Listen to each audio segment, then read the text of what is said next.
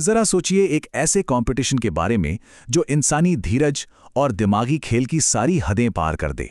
और इसका इनाम कुछ ऐसा जो शायद सपनों में ही मिलता है, एक चमचमाता हुआ प्राइवेट जेट। जी हाँ, बिल्कुल सही सुना। 24 लाख डॉलर, यानी करीब करीब 20 करोड़ रुपए। अब जब इतना बड़ा इनाम दांव पे लगा हो तो जाहिर है लोग किसी भी हद तक जा सकते हैं। चलिए देखते हैं कि हुआ क्या। तो सवाल यह है कि जब 100 पायलट एक प्राइवेट जेट के लिए एक दूसरे से भिड़ते हैं तो होता क्या है। ये सिर्फ एक खेल नहीं है, ये तो इंसानी फितरत का एक लाइव एक्सपेरिमेंट है। देखिए, ये कोई सीधी सादी लॉटरी नहीं थी। ये एक मल्टी स्टेज कॉन्टेस्ट था जिसे खास तौर पर डिजाइन किया गया था ताकि कॉन्टेस्टेंट्स की शारीरिक ताकत, दिमागी सूझबूझ और उनकी इच्छा शक्ति, इन सब की कड़ी से कड़ी परीक्षा ली जा सके। तो फंडा बिल्कुल सीधा था। 100 कंटेस्टेंट्स, एक ऐसा इनाम जो किसी की भी जिंदगी बदल दे, और एक के बाद एक ऐसी चुनौतियां जो धीरे धीरे ज्यादातर लोगों को बाहर का रास्ता दिखाने वाली थीं। अब बात करते हैं पहले फेज की। ये पूरी तरह से फिजिकल पावर और स्टैमिना का खेल था। कह सकते हैं कि ये एक बहुत बड़ा फिल्टर था जिसका मकसद कमजोर लोगों को फटाफट बाहर करना था। पहली चुनौती का नाम था प्लेन पुल। इसमें टीमों को 40,000 पाउंड का एक भारी भरकम प्लेन सिर्फ अपनी ताकत से खींचना था, और जो लोग ये कर पाए उनका स्वागत किया जेट स्पिनर ने। यहां 60 मील प्रति घंटे की तूफानी हवा के सामने बस टिके रहना था। इस शुरुआती दौर में भी कंटेस्टेंट्स का जुनून साफ दिख रहा था। जैसा कि एक पायलट ने कहा, मैं इतनी दूर घर जाने के लिए नहीं आया हूं, मुझे वो जेट चाहिए। और नतीजे सच में हैरान करने वाले थे। जरा इस चार्ट पर नजर डालिए।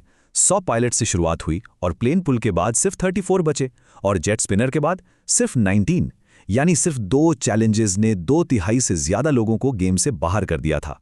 फिजिकल पावर के इस जबरदस्त प्रदर्शन के बाद गेम ने एक बहुत ही दिलचस्प मोड़ लिया। अब ये ताकत का खेल नहीं रहा, बल्कि ये भरोसे और साइकोलॉजी का खेल बन गया। इस चैलेंज का नाम था ब्रीफ केस डिलेमा। नियम बहुत सरल थे। 19 ब्रीफ केसेस थे। 10 में जंप लिखा था, जिसका मतलब आप अगले राउंड में गए, और 9 में लिखा था एलिमिनेट। एक प्लेयर केस चुनकर अंदर देखता और फिर उसका ओपोनेंट फैसला करता कि वो उस केस को स्टील करेगा या नहीं।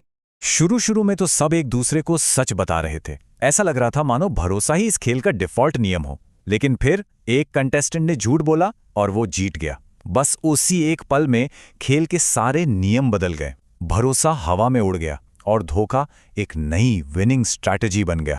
लेकिन हर कोई इस नई स्ट्रैटेजी से खुश नहीं था।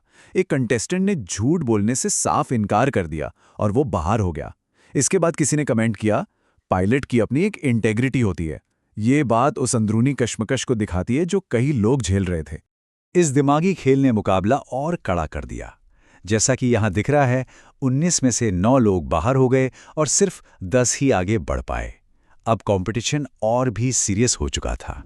इसके बाद आया अब तक का सबसे मुश्किल चैलेंज, जो करीब करीब पूरे एक दिन तक चला। यह फिजिकल और मेंटल स्टेमिना का एक ऐसा टेस्ट था जिसकी कोई हद नहीं थी। नियम सुनने में तो बहुत ही सीधा था।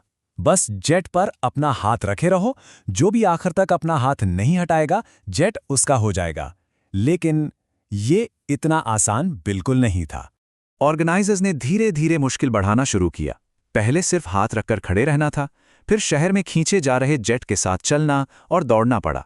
उसके बाद एक पैर पर खड़े रहना, फिर सिर्फ एक उंगली का इस्तेमाल करना, और आखिर में उस उंगली को एक छोटे से लाल स्क्वायर के अंदर रखना था। इतनी भयानक थकावट के बावजूद कंटेस्टेंट्स अपनी पर्सनल वजहों से डटे रहे।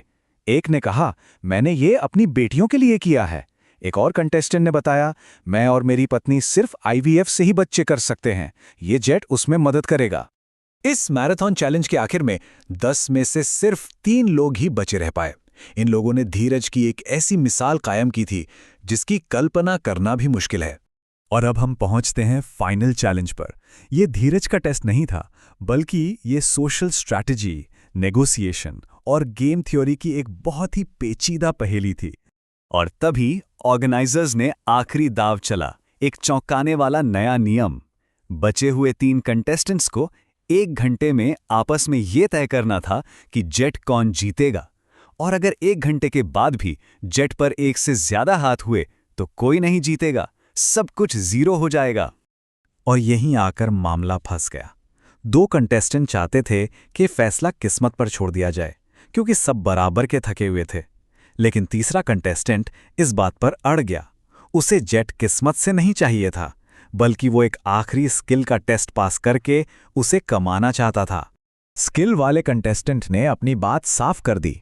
मैं यहां से ये जानते हुए जाना चाहता हूं कि मैंने ये जेट कमाया है, ये नहीं कि किस्मत ने मुझे तोहफे में दे दिया। इस जिद ने एक ऐसा डेडलॉक बना दिया जिससे सबके हाथ खाली रह जाने का खतरा था। ये डेडलॉक आखिरी कुछ मिनटों तक चलता रहा। आखिर में स्किल वाले कंटेस्टेंट को झुकना पड़ा और वो किस्मत के खेल के लिए मान गया। तीनों ने एक एक ब्रीफकेस चुना, उनमें से एक में गोल्डन टिकट था। और ये देखते ही बाकी 2 कंटेस्टेंट्स ने अपना वादा निभाया और जेट से अपना हाथ हटा लिया। तो ये सब हमें एक बहुत बड़े सवाल पे लाके खड़ा करता है। धीरज, धोखे और रणनीति से भरे इस खेल में असली विनर कौन है? वो जो सबसे मजबूत है, वो जो सबसे चालाक है, या फिर वो जो सही वक्त पर समझौता करना जानता है?